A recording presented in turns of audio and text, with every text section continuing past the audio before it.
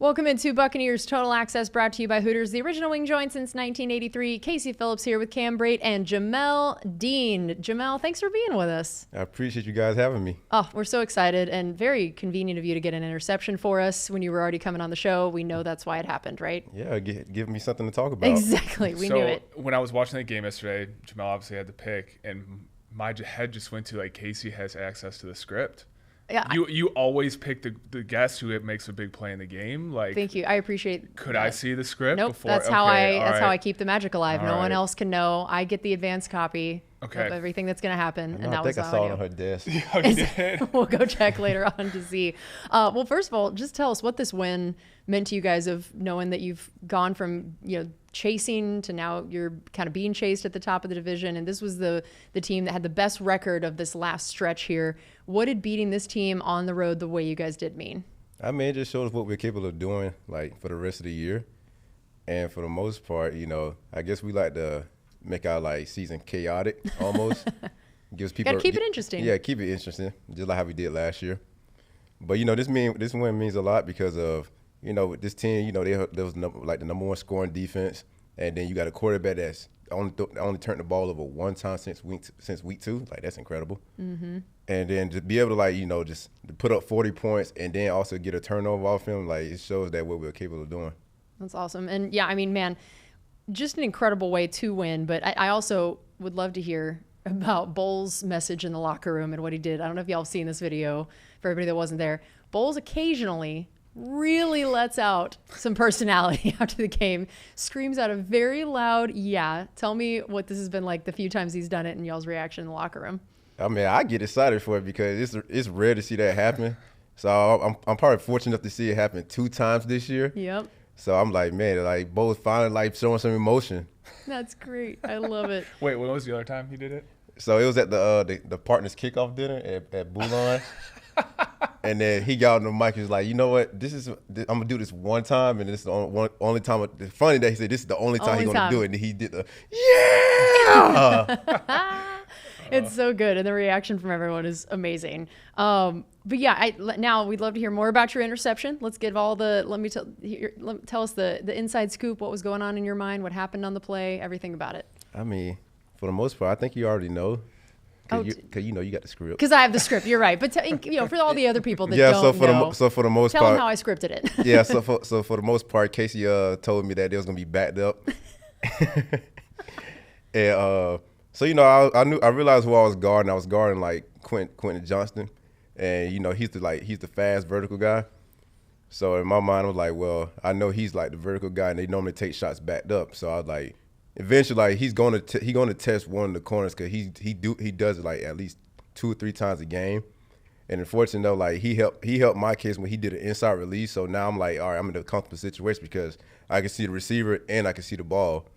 So then once the ball was in the air and I realized the receiver wasn't paying attention, so I just played the ball. That's awesome. And you sounded like you knew about Justin Herbert's streak going into this, or had you been aware before? Yeah, I was aware of it. Like, I was like, dang, he never threw an interception since week 2. I was like, how lucky would I be to be the one to get the second one? Yeah, so he had the 5th longest streak in NFL history going in terms of number of passes attempted without a pick. It was 357 until you got the interception. So, oh, man. Yeah, that's pretty incredible. What is it like to face a guy like that when you go into the game and know this isn't what he does and how well he protects it? How does that affect the way you prepare, go in? I mean, you just got to figure out, like, what he's doing that's making him great, and then you just capitalize on, like, okay, if I know he's doing this, then let me just take advantage of the one mistake he could make. It's amazing. And yeah, Cam, what did you notice about the way that the Chargers offense, what they were trying to do, and the fact that this defense just absolutely locked them down after those first few possessions? Yeah, exactly. I mean, a team that wants to run the ball, and I think they ran for like 30 yards. Yeah, it was just a great job by the defense. It hadn't been a while since I felt like we had a game like that on defense. Going back to your pick, though, okay, everyone says, like, DBs can't catch. Right, and, like, Cam firing shots already. No. Hey, I said but. I said but. But okay, go ahead. And, like, I'm not saying Dean is, like, a great, great at catching, right? He's super solid for a DB. Like, I come in here. Okay, but that was a hard catch. Yeah. Like, kind of like a duck, like up in the air a long time. Like you're kind of running away from the ball. Yeah. Is it like just the harder it is, the easier you're able to catch it? Like some of the easier ones have been like. You know, that's kind of ironic that you say that, cause it do seem like the harder balls are the one that's easier to catch, and then the one that's thrown like straight to you, just drop them. I can see the mental side of that though. If it's coming right at you, that all of a You're sudden just like, it's like, oh no. Don't drop You it. just get so excited, like finally. Then you drop it. You like then you hear the fans go, oh. The worst feeling. The worst feeling ever. And then I'm imagining you hear from Bowles afterward too. Oh yeah. I mean, at this rate, Bo just be like, "You got a PBU, congrats." But it was a great catch. So appreciate congratulations. Did you hold on to the ball? Because I feel like that's a good, like intercepting Justin Herbert. I think Justin Herbert's a very good quarterback. So It's actually in my locker right now as we speak. okay. Oh, nice. I had to keep it. Do you always keep them? Yeah, for the most part. Okay, nice. Love For that. interceptions, you keep those? Yeah. Nice. So you got the Aaron Rodgers pick six? Is that Yeah, like I still have it. Okay, all right. Is that your most prized football? It definitely is. Okay. It's almost feeling it fall in the same category as Justin Herbert because Yeah. that year he hasn't thrown an interception. And that one was huge. We were down 14-0. Yeah. We scored like 35 straight. But yeah, congratulations. Great catch. That's pretty Appreciate incredible. it. Yep. We're talking to Jamel Dean and Cam Brate. So yeah, Chargers scored on their first 3 possessions. Then that was it. Shut them out the rest of the game. What kind of shifted? What were they kind of maybe doing well offensively early on? And then what happened that you guys were able to lock them down after that? I mean, for the most part, they started like find the holes in our defense, and then they just kept hitting us in the same location. They'll run the same play, just kept flipping it. And then eventually, like going to the second half, Bowles answer was like, let's just bring more pressure. I feel like that's his answer to so Always the many answer. things. Yeah. Let's bring more pressure. Yeah, it's pretty incredible. And they also, this stat blew my mind. They did not convert a single third or fourth down. Wow. They were 0 for 6 and 0 for 2 on third and fourth down. Why did you realize in the game that that's how it felt, or what was happening, especially on those important downs? I mean, I felt the momentum shift. Yeah. And then Bo just kept going at him. So I was like, I understand as a quarterback, man, you got like 2 guys in your face every time. It's hard to make an accurate throw. Yeah, that's so accurate. And now, of course, we have to have our weekly Levante David appreciation segment. We feel like every week we have to talk about this. He's so great. There you go. See, Jamel already knows how the segment goes. So Levante is now just the 8th player since 1991 to have at least 40 sacks and 30 takeaways. And he now this season, to me, this is almost even more impressive. He has his highest sack total that he's had since 2016 at age 34 and at his position.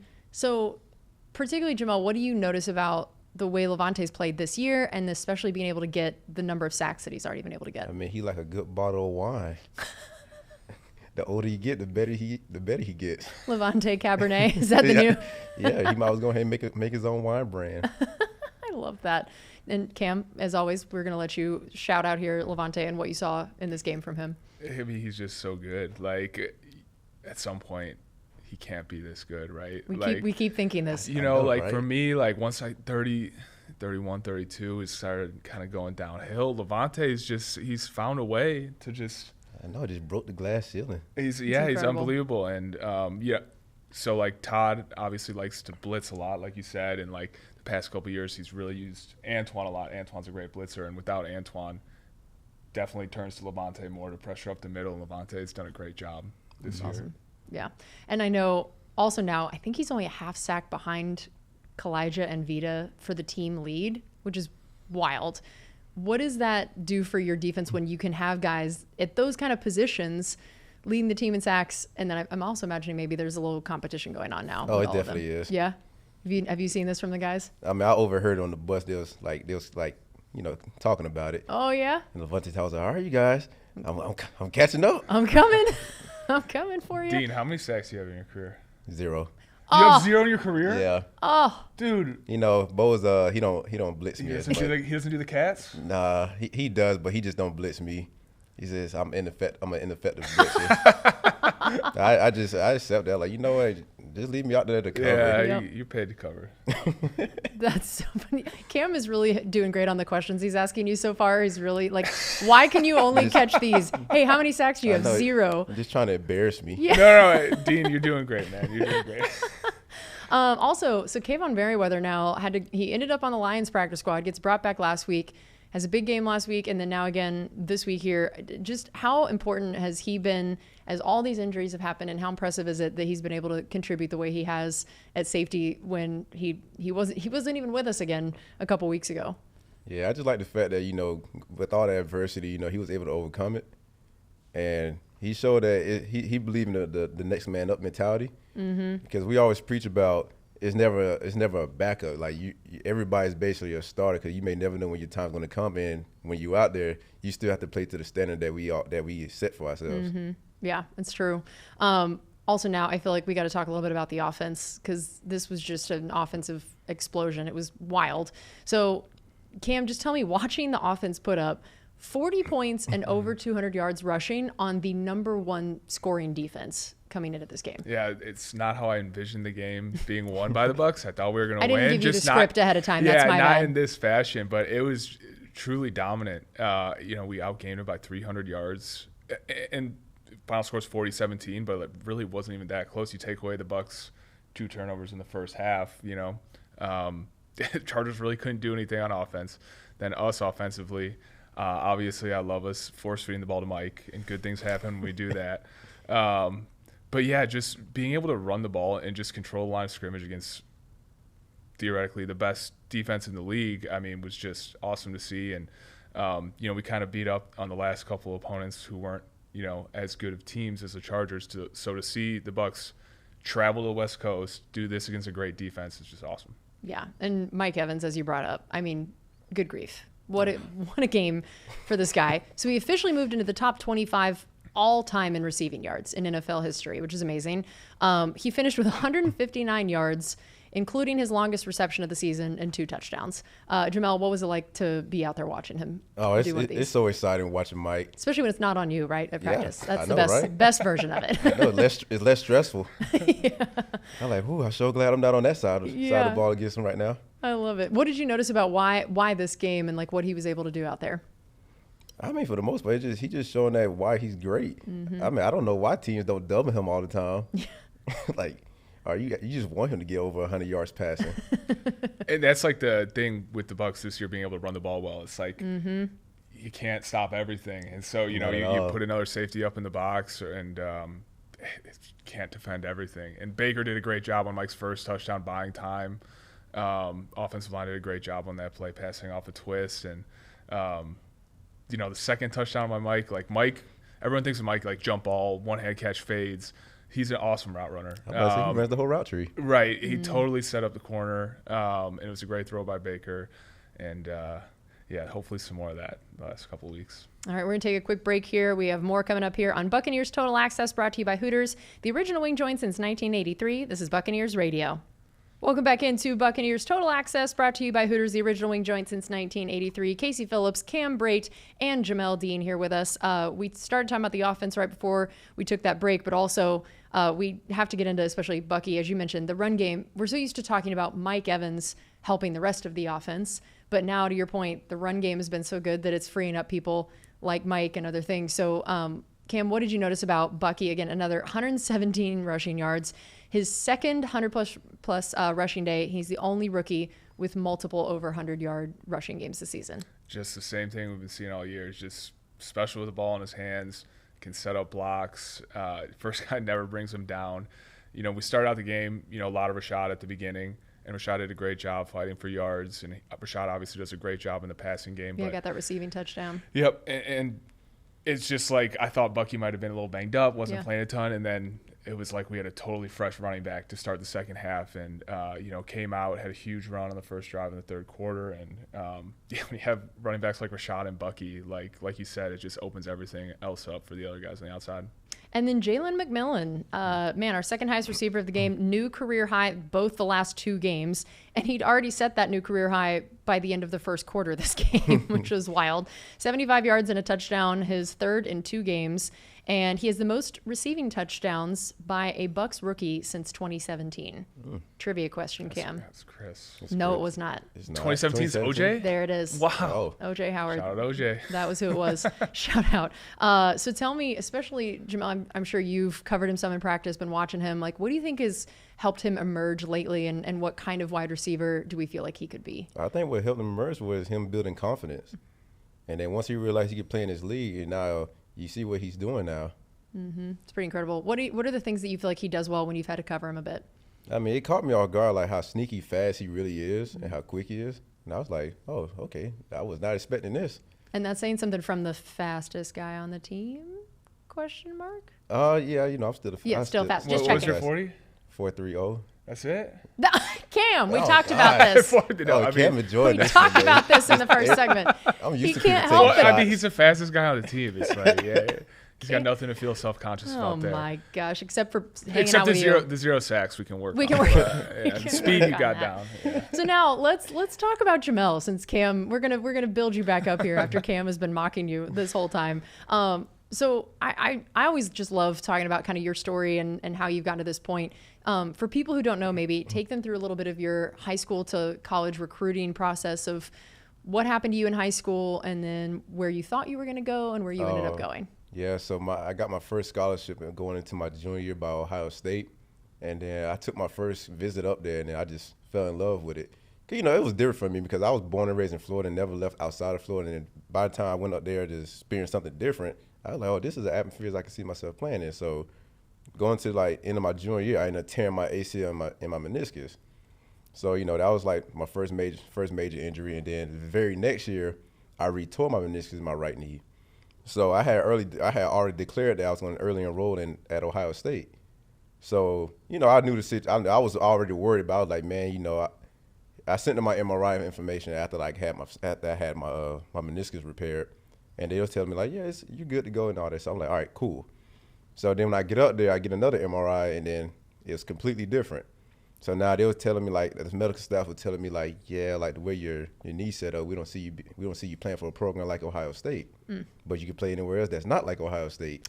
I was like, that don't make sense. Rude. Yeah, pretty much. And then so then they were trying, like, they were just throwing everything at me. And then I think the one that stuck with me for the most was when they told me that even if we did let you play, you would have a 3% chance of being successful in football. So Such a specific number. Yeah, I was curious to know like where that number even came from. I like 3%. Not even 5%. Like it's just My that's God. a very specific. They were like, what number will just demoralize him right now? Oh my goodness. But yeah, so I took that 3% and ran with it. Mm-hmm. And then I had left campus, got a second opinion by Dr. James Andrews, and he told me like, yo, you gotta do this rehab and then you'll be good to go. So then I ended up reaching out to different colleges, and then Ohio State was trying to like plead their case about like, oh, he won't be able to play for you guys because of his knee. But when I finally realized like towards the end of that semester that they had oversigned too many scholarships, so I had got the short end of the stick. So then luckily Auburn was able to pick me up because their team doctor was Dr. James Andrews, and I didn't know that. Oh, that's crazy. So like it worked out perfect, and then first year. The football players now, they got it lucky. They didn't have to worry about the red shirt rule where you have to sit out. So I sat out my red shirt year, and then going into my red shirt freshman year, I ended up getting a starting spot. Then 2 weeks before the first game, tear my other ACL. So now I'm like, man, is football really for me? Because I got 3 knee surgeries. I haven't even turned. I'm not even 20 yet. Yeah, that's crazy.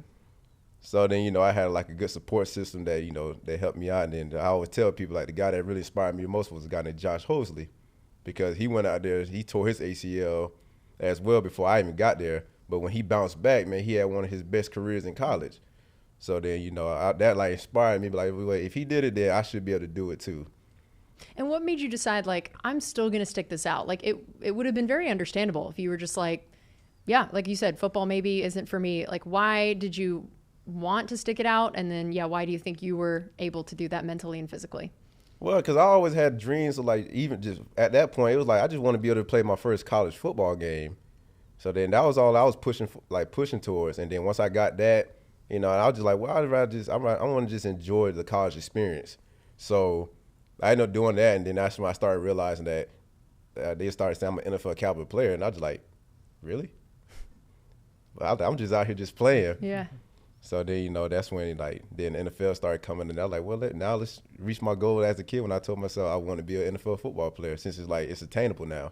So that was your goal as a kid? Yeah. Yeah, that was what you wanted to do? How young you think when you first started having that dream? I was like 8 years old That's when I said cool. it. But that's what every kid said when they're a football player, though. Yeah, yeah. What about you, Cam? Was that what you were thinking when you were 8? No. Yeah. No. It was hardly what you were thinking at 28. No, totally. Yeah, but dude, that's an amazing story. I mean, I knew you obviously had gone through some issues with your knees in the past, but man, what a testament to your perseverance, dude. That's crazy. I mean, injuries are part of football, but like just having the fortitude to like push on, like 3 straight years basically got ended because of injuries. Mm-hmm. So I'm sure you had moments where you totally were. Oh yeah, I was about to be like, man, I want to be able to walk when I get older, man. Totally. But amazing. How do you feel like those injuries affected who you are, the kind of player you are, the kind of person you are, to go through that at a pretty young age? How do you think it affected even maybe the way you view your career now and just kind of who it shaped you into? Well, it always remind me that you, as long as you keep pushing through and just never quit, eventually you'll see the light at the end of the tunnel. So for most people that when times get hard, they just ready to just end everything, and then, you know, they probably miss out on an opportunity that was probably sitting maybe one step away from them. Yeah. So I always understand when times get hard, I always think better, like, I've been through worse. Yeah, that's very true. We're talking to Cam Brate and Jamel Dean.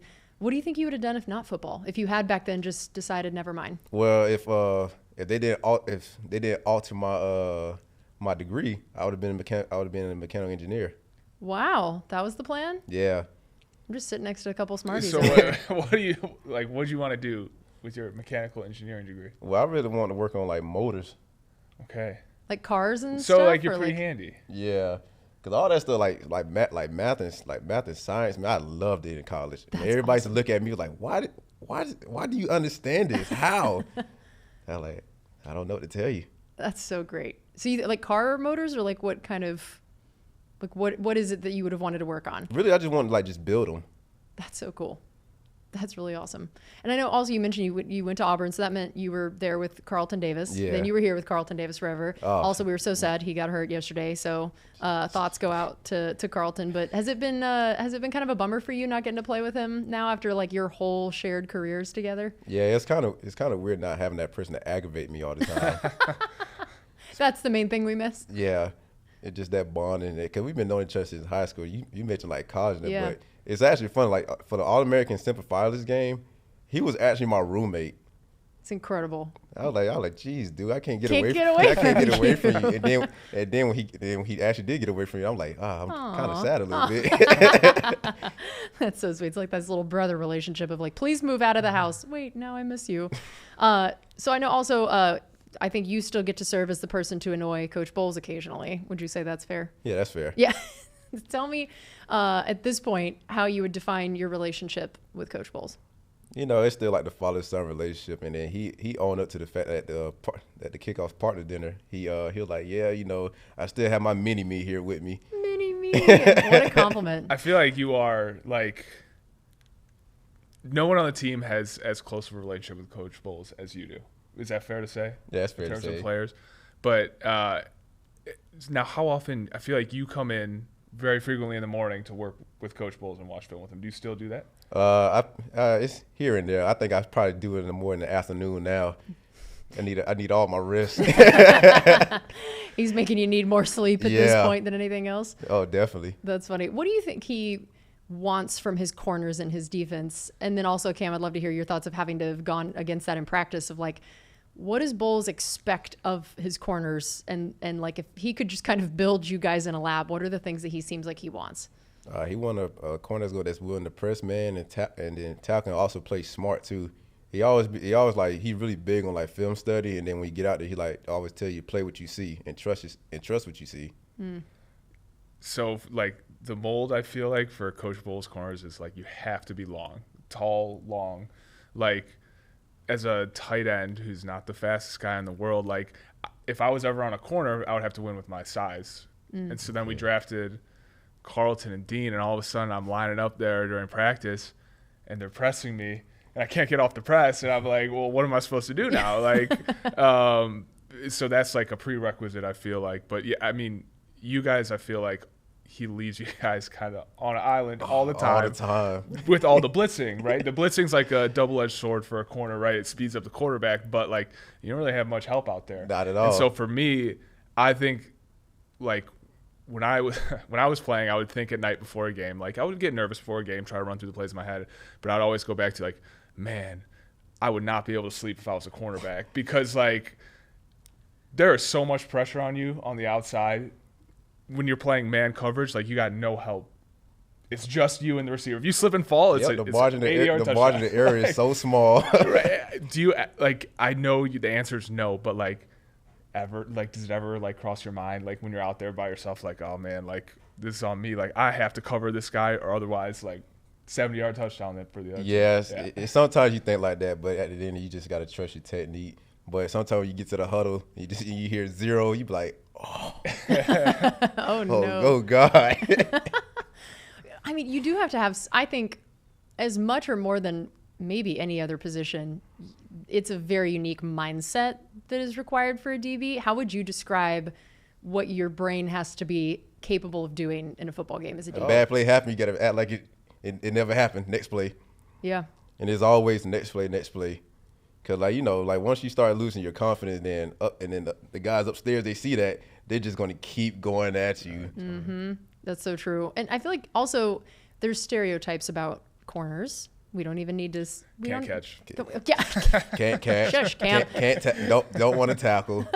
I was going to say a little bit more of the maybe the personality types of corners, but I feel like you and Zion, as our outside guys, don't fit that this year. Would you agree with that? Depends on what's the stereotype you're talking about. Yeah, maybe like little diva, little needing attention a lot. I mean. We definitely don't fit that. Yeah. It's why. How do you think that affects maybe even just how you guys play together, the type of the defense, like just kind of having that mindset? How does that affect how you play or what it's like for your position room and the team overall? I mean, for the most part, like, we know that, we understand that we always remain calm on the field, and if we can easily just talk to each other, and then something bad happens, we just next play. Yeah. Because even your motto, not really fitting the stereotype, and I know Cam wanted to ask about this. Yeah, don't make a scene. It's just Dean. Is this like, did you come up with that? Like, no, it was actually a friend of mine back in high school named Tracy Davis. So when I started getting college offers and all that stuff, every day I saw him, he would stop in the hallway and be like, "Oh my goodness, don't make a scene. It's just Jamel Dean." And he said it every day. Basically telling people at the school, like, calm down, no need to mob him. Because I was just like, because I was like a flashy person in high school too. Like the way I am now, that's how I was in high school. But he always used to be the main guy that's drawing attention in the hallways. The irony was to not make a scene, he was making a scene. Yeah, pretty much. A huge scene. So how does that carry with you then? Oh, so Carlton he could testify to this, but so in college I had something called Fit Friday in the spring semester. So every Friday I wore a new Nautica outfit. Nautica. Every Friday. This is incredible. So every time I go to class, all my teammates would start recording me and all that stuff, and I just be like, hey, don't make a scene. It's just D. So where would you go shopping for these Nautica outfits? Oh, I was shopping online for them, man. Online, okay. Yeah. I could picture you at this like wasn't TJ an accident. Maxx. It was on purpose because I went on Yeah. their website, man. They was having like 70% off. See, he's been this way forever. I love this. Yeah, the man. Consistency. Couldn't help that at the time. You know, we had survived off Pell Grant. So Pell Grant and 7% off. I think those two went together. Now y'all are old enough that we've already heard multiple things of like college kids these days don't even know how good they have it. They got it. They got it so good. All right, we're going to take another break here on Buccaneers Total Access, brought to you by Hooters, the original wing joint since 1983. This is Buccaneers Radio. Welcome back into Buccaneers Total Access, brought to you by Hooters, the original wing joint since 1983. We are talking to Cam Brate and Jamel Dean. So I want to hear for you your favorite and least favorite types of wide receivers to go against. Oh, my least favorite are like the short, shifty ones. Cause me being like long and lanky, man, we not the quickest guy on the field. You got that straightaway speed, but that little quickness can get you sometimes. Oh yeah, when you guys like change direction like quick. Mm-hmm. So those be the worst. And then the ones I like, the guys are like my size. So I'm like, okay, this is a better matchup for me. Feels like a fair fight. Yeah. That's pretty funny. Well, for you, Cam, you kind of mentioned that of like your favorite and least favorite. Like who lined up against you where you were like, yes, or oh no? Like linebackers were always like way better. Yeah. A guy like Dean would be like not great for me.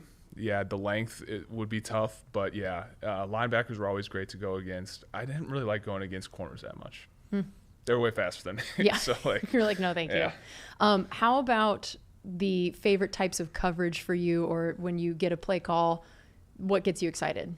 I really like the palms coverage. So it's basically like we're basically reading like two to the quarterback, and it allows us to play a little more aggressive on like outs and all that.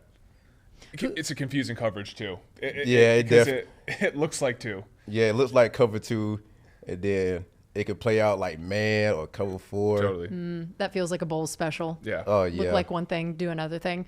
How about, did you have a welcome to the NFL moment? Oh, I definitely did. My very first game playing on defense, it was against Seattle, and then granted, I didn't believe it. I wasn't like I heard the statement, prepare like you're going to play, but in my mind I was like, well, I'm a special teams player, and then my good old friend Carlton, boy, he put the okie doke on me right before kickoff. He said he was down, and he said, "Dean, you're up," and I was like, Oh no.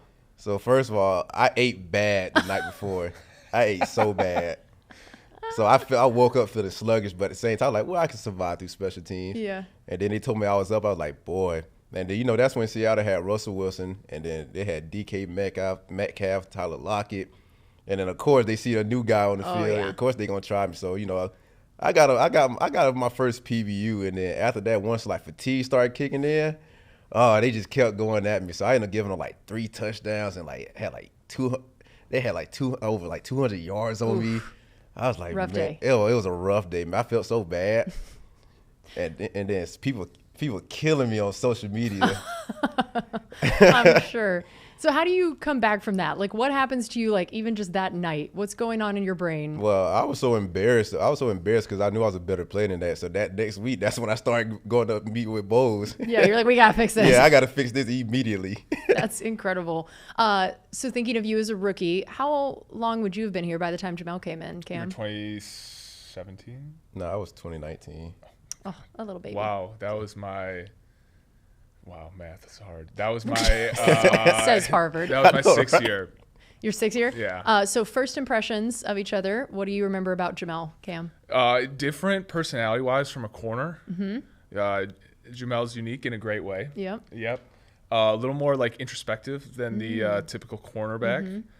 So I was obviously impressed with his like physical tools, like 4.3 40, and then super long. But you could tell he was just very detailed, very mature, especially for a cornerback. I love all these caveats. He's got like a little asterisk of like for a corner. But you could tell that he was going to have a good career. Just smart player, continually got better, and I feel like you still have done that throughout your career. Aw, see, look at him being nice to you, making up for that first segment a little bit, right? just a tiny bit. I feel better now. Yeah, good. See, so now Jamel, first impressions of Cam, and now you can feel free to say mean things to even the score as well. No, I mean, I like growing up in like Cocoa. A lot of us were Tampa Bay fans, so we used to like actually watch Cam play. Oh, listen to that. Favorite player, Jamel's for sure. Yeah, he had a so then, Cam Brate bobblehead in the bedroom. Man, my first time in the locker room, I'm starstruck seeing everybody. Yeah. And then like to go against, I was like, man, I'm actually going against Cam Brate. Listen to this. That's adorable. Going against Mike. I was like, Jesus, it can't get any better than this. That's awesome. I love that. How did you ever know this, that he felt this No, way? I actually didn't know that. It's really nice. Very kind. I feel like you're probably more starstruck with Mike than me, but that's okay.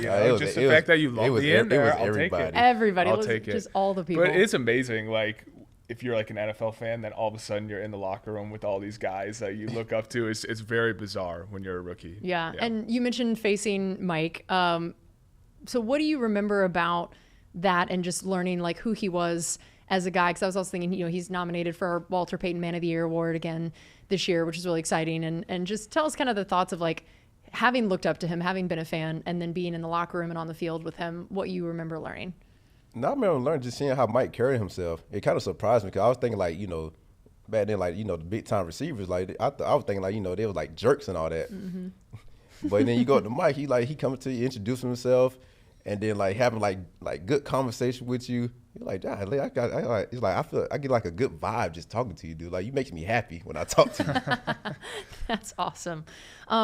And then I know, so we talked a little bit about some of your favorite types of people to go against, but I want to hear who you think on defense. You can include yourself if you want. Who on defense would make the best offensive weapon? It's not Dean. I didn't ask you yet. All it takes is repetition, and I would get better. So basically what he's saying is throw me out there at wide receiver, and my interceptions are going to go up. That's what I'm hearing. Man, it just takes repetition. But I feel like Izzy would be a good slot receiver. Dude, I feel like you could get him the ball as like a running back too. Yeah. That too. He plays like with just reckless abandon. Yeah, that Isaiah Pacheco style we talked about. Yeah, and he already he built like a boulder. Yeah.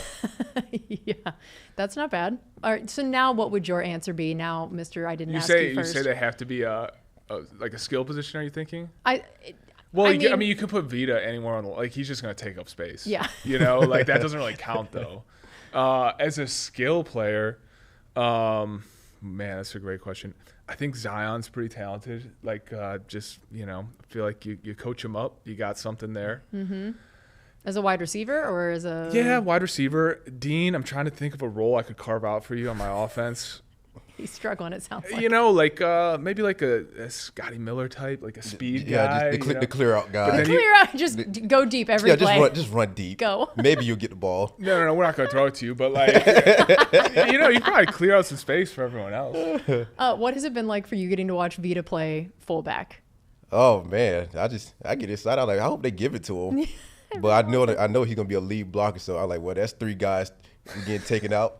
He doesn't have to do it. Like, he just has to run straight, and it's just like people will just like bounce off him. Like, he's just like clear space. Little Wreck-It Ralph. Yeah, I know, right? That's pretty funny. So I know also we talked about who you go against, but what are the annoying things wide receivers do that drive you crazy? The annoying things? Yeah. Oh, when they just hold you when you're trying to run to the ball. Clearly you're free, and they just still hold on to you. And then I think the worst is when they push off at the top of the route, especially like on like back shoulders, and the referee never calls it.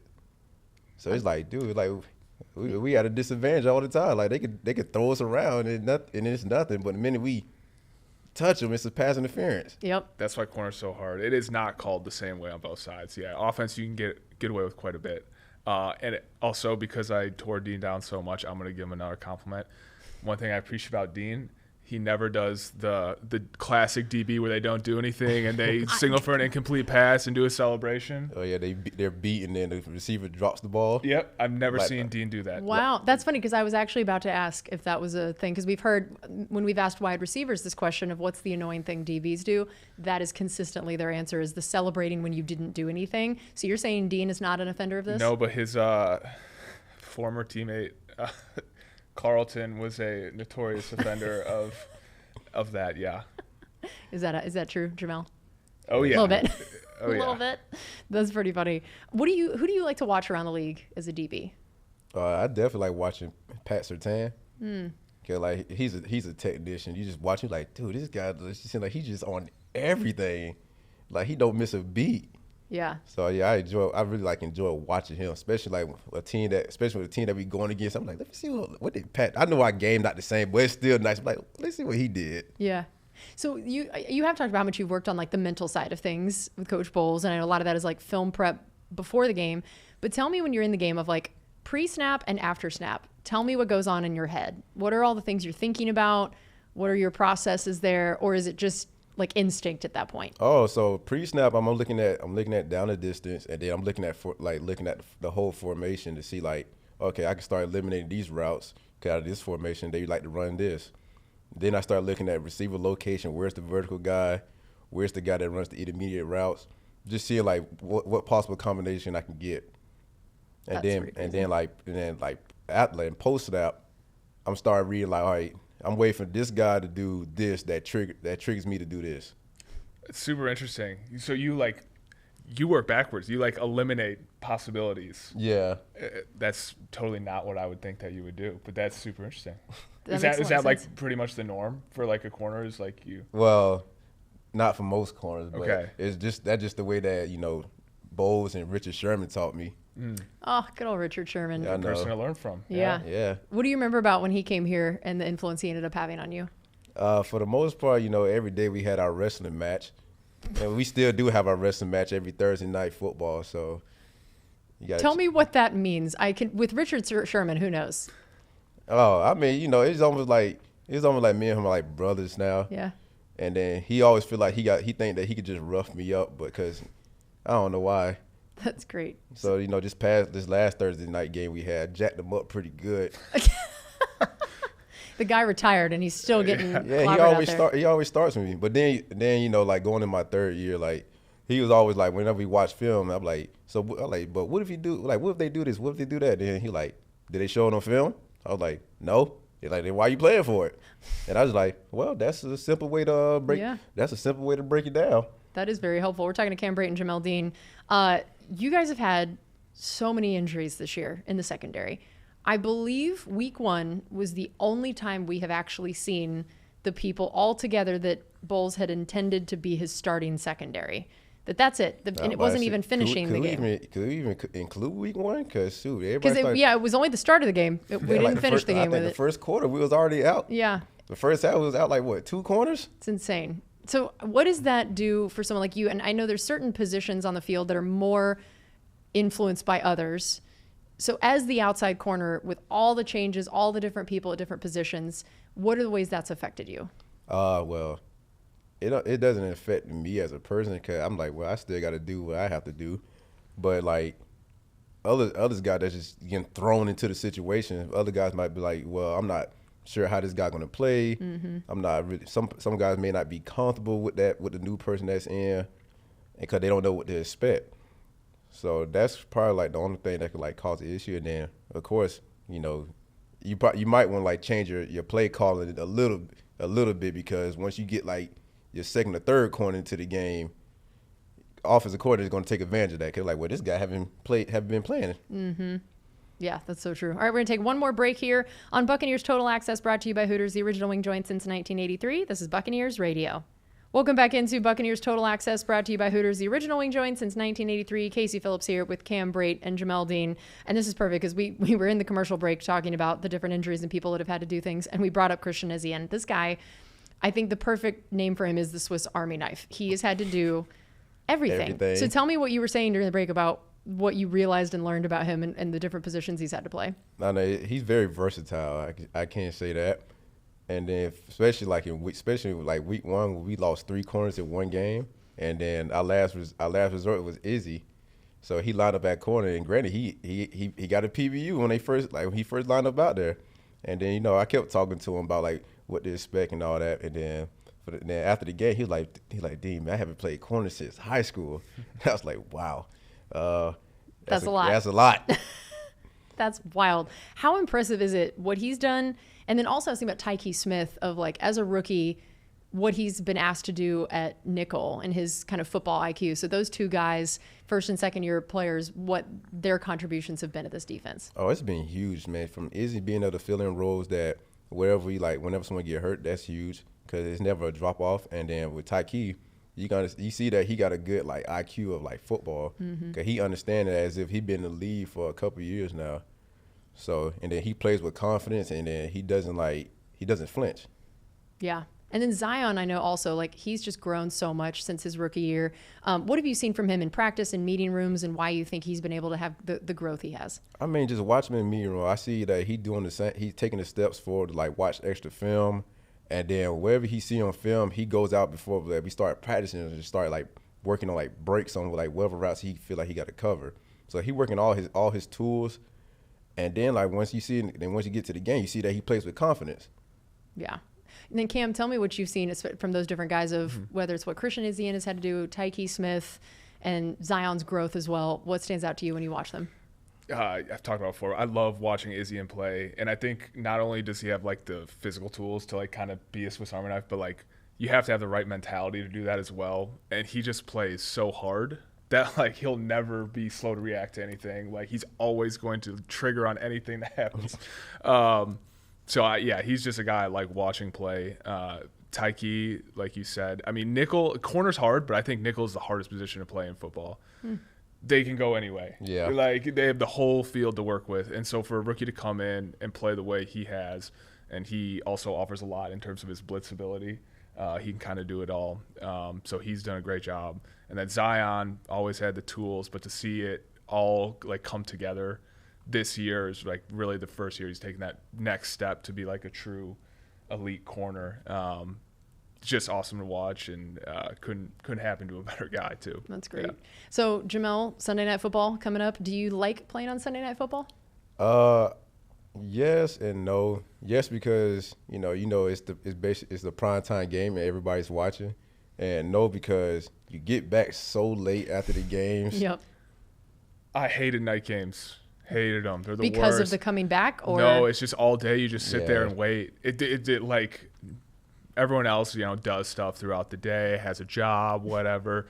Like as a player, you just kind of like are sitting in the hotel, like, all right, like gotta wait 8 more hours till the buses leave before the game. Let me just take a 4-hour nap. Right. It's a very, very bizarre thing. I mean, we don't typically like during the week practice at that time, so it's just like a huge adjustment. And it is nice to be the only game on TV, and it's at Dallas, right? Yep. Great place to play Sunday night. Don't have to worry about the light coming in through the window as well. Although as a corner, I don't know, maybe that would have been helpful. Maybe it would not have. I don't know if that's assistance or not. So I will say, we played in Dallas. Actually, it was a Sunday night game in 2016, and pregame warm-ups. I'm out there with Jameis, and the sun is setting. The lights coming in, and he threw me a pass, and I did not see it at all, and it just hit me directly in the nose before the game. So I'm just sitting there with the bloody nose. Yeah. Dude, he claims it was because of the light. But I literally, we have no proof of this. I turn around, and I'm just sitting there, just waiting, and the ball hit me in the nose. And no. What was James' reaction? I think he was very confused. Yeah. So what will you do leading up to the game? Tell me your game day routine, and how is it different for an earlier game versus a night game, and how you try to stay ready? I mean, for the most part, I just try to like watch a little more film since I got to do something to kill time, and then I'll just take a nap until it's time to get ready for pregame meal. Which for you, pregame meal, we heard pre-Seattle game you made some poor choices. What have we learned about pregame meal? It's best to eat as light as possible. So I mainly try to eat like sandwiches or a salad, something that's going to digest quick and it won't sit on me. Mm-hmm. That was that Seattle game. I had like fried chicken. Like macaroni, greens. Oh my gosh! Like a Sunday. It was like a Sunday dinner on Sunday a after church meal here, right before you're about to go play. We're talking to Cam Brate and Jamel Dean. So we asked Tristan last week about an offensive and defensive line tug of war game, but I thought for you it would be good to talk about an offense versus defensive relay race, because you've always said that if you were just to build a relay team, you're the anchor leg on the team. That's that's what you're doing. But if you were going to pick the people to be with you that only have to be defensive players and then going against some offensive guys, who wins that relay race? Defense winning. Why did I even ask? What a silly question. I know, right? And it's just any position. Mm-hmm. So definitely just me and Zion by ourselves. We cover. Oh, it doesn't even matter who else. Yeah, we don't even need other people. Yeah, everybody else they just there. And then who would you pick on the offense to do it? For their relay, it definitely Trey Palmer. Now J Mac, and surprisingly, Rakim. He's pretty fast too. Okay. And who would be their fourth? Cam. Cam Johnson. Yeah. Nice. Yeah, we'll be excited to see him get back. We might have our work cut out for us then. Yeah. Suddenly now he's thinking about it. He's like, oh boy. Yeah. Now that I think about it. How about this? If you were going to build, and this can be both of you can work on this, a big man relay. So it gets to be linemen. We can maybe include some linebackers and tight ends. I mean, if it's just D-line, O-line, D-line would win by a lot. Yeah? Oh, yeah. Yeah, definitely. Oh, yeah. Oh, yeah. He says, oh, yeah. How about if we throw some linebacker tight end options in there? I don't know the rookie tight end, but he's fast, right? Oh yeah, Devin. Yeah, he's fast. He's on the team for the relay race. He definitely got to be on there. Who else would we add? You said tight ends and running backs. Tight ends and linebackers. You can add those. Oh yeah, so it would be Devin and Levante is pretty fast. I don't know if his hamstring. Oh, I don't know if how long is it? I was about to say I don't know how long. We're talking 10 yards. Or we're talking. Yeah, like anything over like 40, I think Levante's out. Oh yeah, might run out of gas. Run out of gas. A lot of miles on those legs. So now we are approaching Christmas. Did you have to decorate your room as a rookie?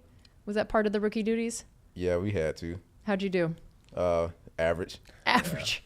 I could definitely see Dean doing average. Yeah, definitely average. Compared to the rookies afterwards, I was like, oh, you guys went all out.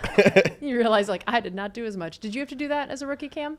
Yeah, extremely average as well. Honestly, below average. Below average. Minimal effort, yeah. The thing is, though, I stayed a rookie for 3 years because we never had a younger guy. No. And so my effort also just got worse and worse over those 3. By the end, like, nothing. There's just like a Charlie Brown tree. We did not celebrate Christmas at the end. That's white terrible. walls. All right, so favorite Christmas movie, music, food, whatever you want to do, Jamel, give us. Favorite Christmas movie, definitely Polar Express. Oh, big Polar Express guy. Yeah, I enjoy that movie so much. I look forward to watching it every year. Tell me why. Why do we love this? For the most part, you know, back when I was a kid, like we didn't have like cable, but we always had like Christmas movie, and I was always like rewatch Polar Express all the time to where I ended up like knowing like all the lyrics to the songs. Amazing. I'm tempted to ahead, ask you to sing sing. Yeah, Oh, if you would no. like to. Kalijah sang when he was here. No Kalijah did pressure, sing. though. Oh man, I can't sing, but no, I'm all right. He thought about it for a second. Goes, Yeah. nope, I'm good. So what about you, Cam? What's your answer? Favorite Christmas movie, probably Elf. Yep. Yeah, it's a good one. Christmas song. Mm-hmm. The Christmas song. The Christmas song. So The original. best. I mean, I listen to that song every day. Well, that's great. I love Do it. you know Chestnuts Roasting on Open Fire? Can you sing it? Yeah. No, I can't. Jamel was like, I'm going to get him. I'm going to get him. That song is just like Christmas. It's just warm. Like you hear that song and you're just like, Yes. it's Christmas time. That's amazing. All right. So, Jamel, if you could play another position, this is our gift to you for Christmas. You just get to play another position for a game. What do you want it to be?